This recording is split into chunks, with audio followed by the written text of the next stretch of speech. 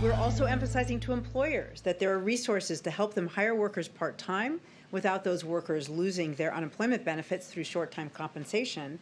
Jobs are not risk-free, right? They've become a little riskier. And so if employers have to pay a little bit more to compensate those employees to take on that risk, I think that's appropriate.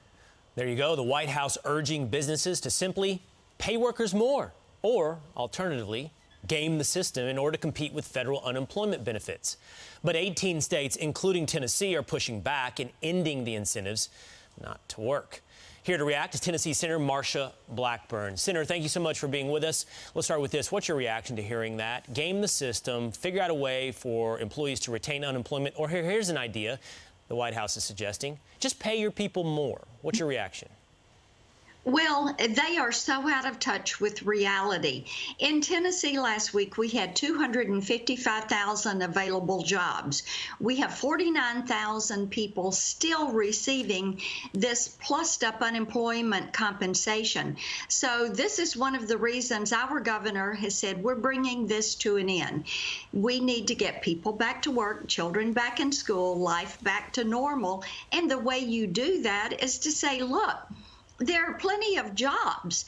And, you know, one of the things that is so interesting to me, I was talking to a mom yesterday with a high school senior and a college student, and her children are so excited. They have jobs for the summer, and they are elated. So we're going to see people moving back into work. These benefits are coming to an end. It is about time. There are 8 million jobs available nationwide. And these types of laws are proactive measures the Republicans can partake in instead of just complaining. And that's also something you're doing as well when it comes to the border. Tell me about the bill you're about to reintroduce when it comes to the border crisis.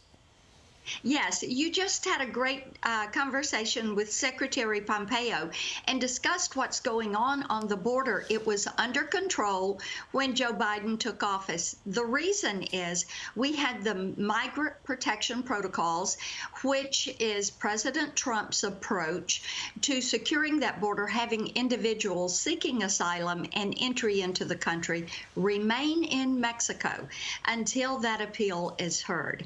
And that is how we make certain that we do not have traffickers with drug and labor and gang and sex trafficking moving individuals into the country. So my legislation puts those provisions back into law, and we are going to move this forward through the Senate. We have it filed.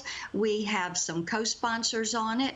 We have a companion bill in the House. This is the way we need to address the border. And the Border Patrol have told us for decades they need a wall. We should go back to building that. They need better technology to match the cartels in surveillance, right, and they need more boots on the ground. And having individuals remain in Mexico helps them to clear that border so that they can properly police it and deal with the cartels who are trying to move all this into the country. Well, I appreciate that, Senator. It is time to look for solutions. Republicans can't be content to complain. We're going to have to fix these problems to the best of our abilities. Senator, thank you so much for telling us about your solution this morning. Good to be with you. Thank you.